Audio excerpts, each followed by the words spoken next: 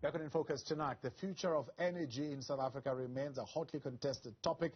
Just this week, the country hosted the Africa Energy Indaba to thrash out what the future of energy on the continent should look like. Craig Morkel is the CEO of iKapa Energy and the chair of the South African Oil and Gas Alliance Gas Economy Leadership Group. He recently penned a thought-provoking opinion in which he laments how African governments lack the funding and finances required to make the continent less dependent on foreign investors. Craig joins us now to unpack how he believes African countries could make the subcontinent energy independent within a decade. Craig, good evening and thank you very much for your time and joining us tonight here on In Focus. You say South Africa has never been energy independent. However, the opportunity has always been within its grasp. How did we let it get away?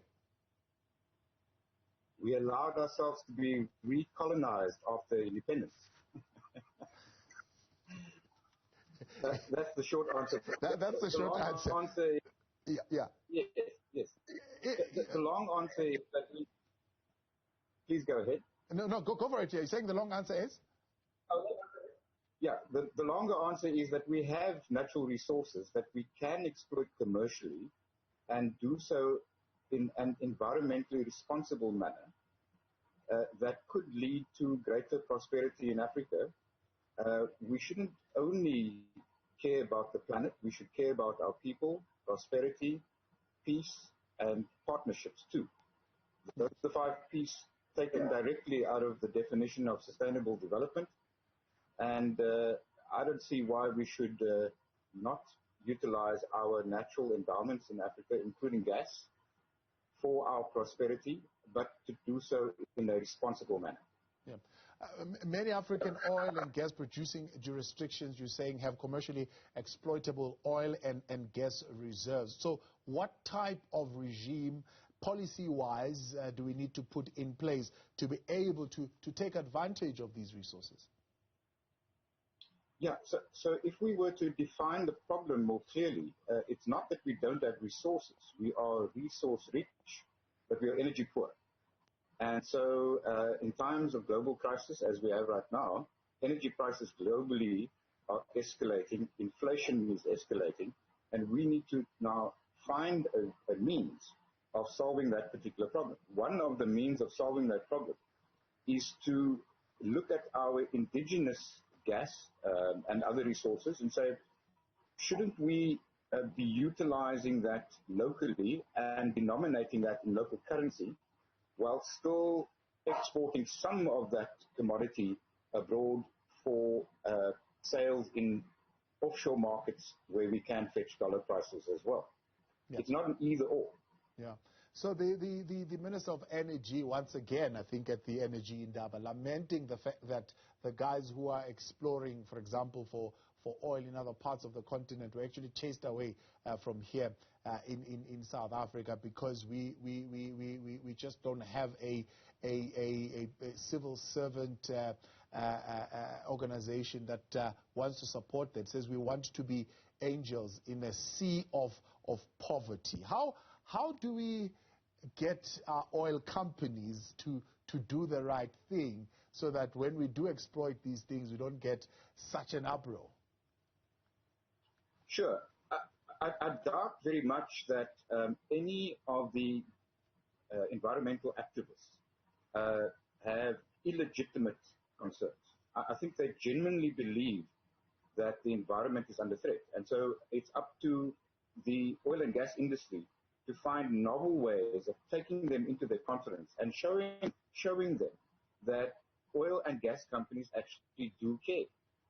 The seismic survey operations that Shell undertook off our coast must include a marine mammal officer, an environmentalist, a marine biologist must be on board with all operations and must say to the vessel operator, this exclusion zone is now free of any marine mammals. You can go ahead and shoot your pop gun within a particular radius.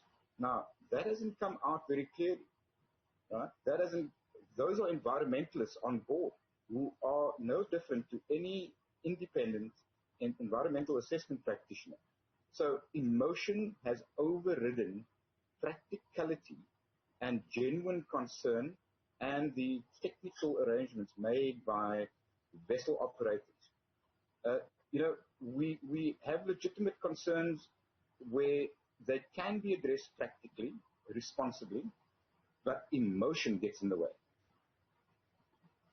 Exploration investment is another matter that you are clearly pointing out or highlighting. I mean, our fiscal position at this particular point is not that great to be able to be investing a whole lot of money in such projects. But there are instruments that have been developed in the continent, like the BRICS Bank, the Development Bank of Southern Africa, and so on and so forth. Why have these instruments not been sufficiently used to fund and to finance the required exploration product? I would say that for far too many years post-independence, our leaders in Africa have succumbed to pressure from foreign partners, where the relationship has been far too unequal, and it has maintained a master-servant kind of relationship. We need to change that, and we need to say, if we are serious about real partnership, then we need to share in the proceeds of our natural resources. In other words, we can say to our foreign partners whose finances we need, set aside a percentage of production for local consumption, denominate that in local currency, and then still export the rest of that commodity abroad where you can fetch the highest price in a foreign market. Yeah. Talk to us, how do we lock ourselves out of this catch-22 situation of developing countries, right? Many have said that we like to sign into these treaties, we like to sign into these protocols without considering that we are signing with developed countries while we are developing nations. Are you suggesting we should get out of all these climate change agreements? No. I don't think we should get out of them. I think we should leverage them. Now, let me give you an example. The World Bank says that to decarbonize in South Africa would cost you $7 per kilogram of CO2 equivalent, $7. Whereas in a developed country, it would cost you $120 for that same kilogram of CO2. Now that difference, that $113 difference, are proceeds that we should be sharing in, because someone is definitely enjoying a saving. We should negotiate our green finance under the United Nations Framework Convention for Climate Change, under Article 9 in particular, that the historical debt for polluting the atmosphere by developed economies must now be repaid. Right? That's what Article 9 is about. However, to then say, let's export solar PV panels and wind turbines and the finance, get our end users of electricity to pay for it, and then repatriate that finance abroad, is not really empowerment. It is simply utilizing a very good cause, a green cause, to get us to make wealthy countries even wealthier. Now, proponents of cleaner fossil fuels, of course, are putting their money where their mouth is, showing a whole lot of investment to achieve this zero carbon emission. Now, you heard also the finance minister saying to companies, if you don't move to cleaner energies, pretty soon you might not be able to even get loans from banks and things like that. Almost suggesting that there needs to be this abrupt change. Others are calling it just transition. But it looks like there's an expectation that it should happen sooner than later. I mean, should we be rushing into it, considering the kind of resources that we still have underground?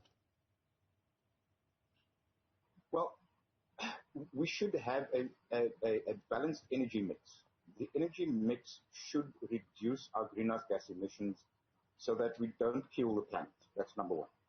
But to say that it is an event is wrong. It's not an event. It is a journey. It's a transition. And in that transition, we need to incrementally decrease our greenhouse gas emissions. And the way you do that is to say, well, if coal cannot be cleaned up and gas is cleaner, go for gas, right? If the energy mix that you require needs some form of rapid response technology to fill the gap when the sun doesn't shine and the wind doesn't blow, you need something like gas to power, or you need energy storage. But if you compare the prices of energy storage versus gas to power at the moment, gas to power does beat it, but gas to power has the risk of volatility.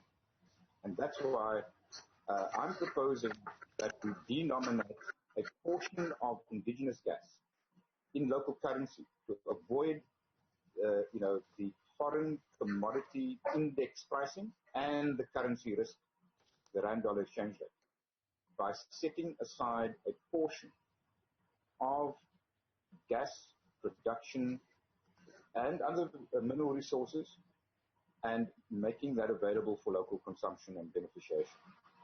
Simple as that. Craig, I appreciate your time. Thank you very much for your input here tonight on In Focus. Craig Morkel, he is the CEO of iKapa Energy and chair of the SA Oil and Gas Alliance's Gas Economy Leadership Group there, with some thought-provoking ideas on how we can be energy independent.